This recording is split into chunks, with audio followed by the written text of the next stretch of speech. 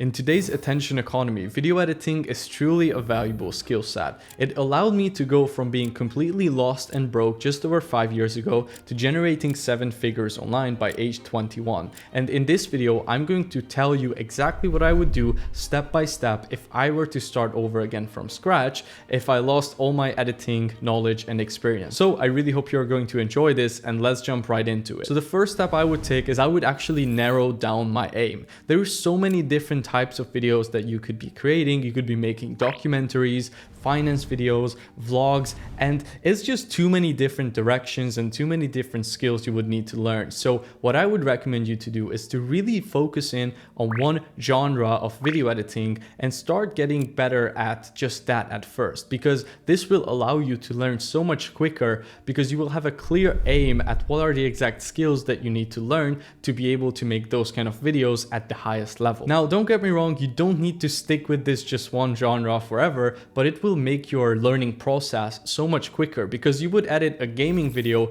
completely differently than you would edit a cinematic vlog, for example. Then the second step I would take is I would choose one platform and one video editing software, and I would actually stick with it. Now, the reason I'm saying this is because a lot of people, what they do when they get into video editing is they start with one software, then they move on to the other one, then their friend tells them that, hey, you should start using this other one. And what you are doing there is you are building a bunch of half-built bridges, right? You are never actually mastering any of them. And the reality is that in pretty much any video editing software, you can become really good at it and be able to edit at a high level only if you actually stick with it and take the time to master it. So choose one, in my opinion, whether you are going to go with Premiere Pro and After Effects or DaVinci Resolve or even Final Cut. It doesn't really matter as long as you actually take the time to stick with it and become amazing. The third step is to start emulating others. Now, I know that this can sound kind of weird, like you are trying to copy other people, but the way you can actually create your truly own unique style is by first copying from a bunch of people. Because if you recreate other people's edits, if you recreate other people's styles, it will allow you to learn how to do it. And then what you want to do is, once you've learned, let's say 20 or 30 people's different editing styles, then you can take small elements from every single one of them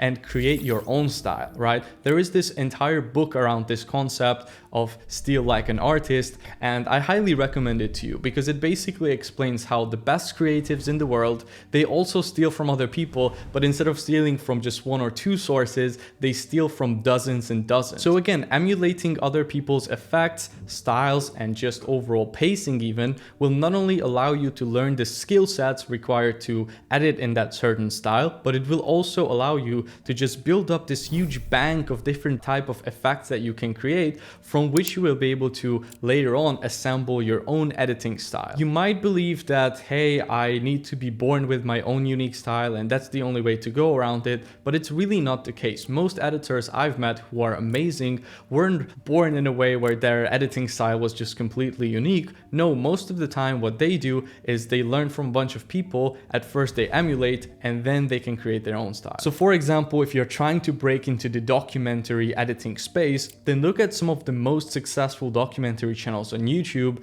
download their videos, break it down into small bite-sized pieces, and try recreating those same scenes, and that will allow you to become just so much better of an editor over time once you do it enough. The fourth step would be to join some communities, and most importantly, to get feedback on your work. Now, in my opinion, one of the quickest ways to get better at anything is to have a constant feedback loop between what you create and what other people who are ahead of you think, right? So basically, if you join some editing groups, whether it be paid or free, you are going to be able to submit your own videos and have other people who are already ahead of you in this journey look at it, give you some constructive criticism that you can then implement in your next video to make it better. And trust me, oftentimes you don't see the weaknesses in your own edits, myself included as well, so it can really help to get some outside eyes on your work, and it will just speed up your editing improvement insanely. Now, we also have our own editing group if you're interested, in the description below, but if you can't afford to join a paid one yet, that's completely fine. There's tons of free Discord groups as well and school communities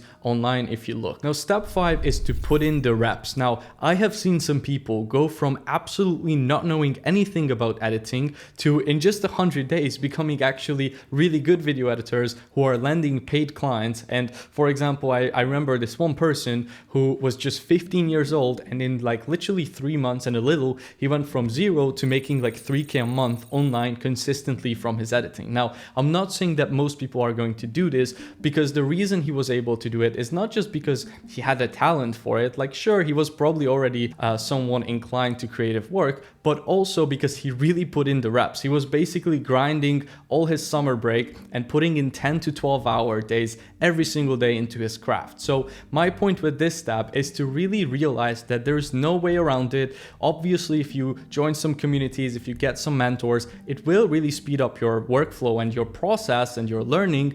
However, you can never skip putting in the reps. So if you cannot put in 12 hours a day, that's fine. Just expect it to take a little bit longer, but you need to remember that as long as you don't quit and as long as you stay consistent in your practice, you will never lose, right? You can only win. You just have to stick with it for long enough for it to work. Then step 6 is to drop your perfectionism. Now, I cannot tell you how many times I see this when somebody is trying to get better at editing, yet they take, let's say, 3 weeks on just one video. And the truth about this is that you will actually improve faster if you make more videos in the same amount of time than if you are just trying to perfect one video for weeks and weeks to come. There was actually this experiment where they took people who were making clay pots, and one of the control groups had to make as many clay pots as they humanly could in 1 week, and the other control group had to make just one perfect clay pot in 1 week. And you would think like, okay, well, if one group has just the task to only make one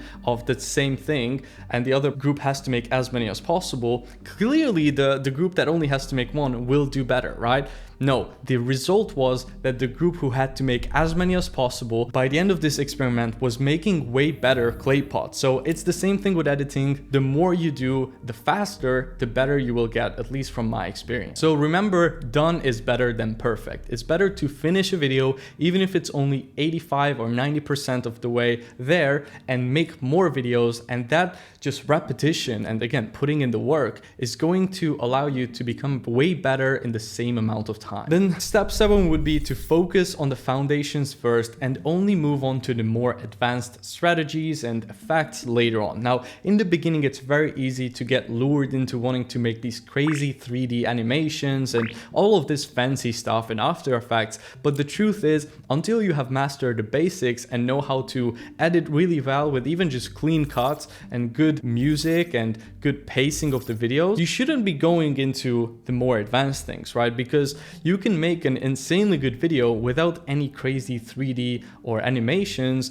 if you just nail the basics down. However, you cannot make a bad video good by simply adding some complex and advanced elements to it. So focus on the basics first, master it, and then move on to the more advanced things. And last but not least, what I want you to remember is that failures are for learning, right? You want to embrace the failures and take the lessons from it, because we learn far more from them than the successes. If you make your first video and it's not going to be perfect and you get some feedback from other people on how you could improve it, that's okay, right? Nobody makes a perfect video. The lessons are hidden in the failures or the parts that you messed up, because there's nothing you can learn from a perfect video. If everybody's just telling you like, yeah, it's great as it is, there is nothing to take away from that. So embrace the failures, just don't quit, right? Keep getting better after every single video, stick with it, stay consistent, and I guarantee you, if you just really put your head down for the next 6 to 12 months at mastering this skill set, by the end of it, you're gonna look back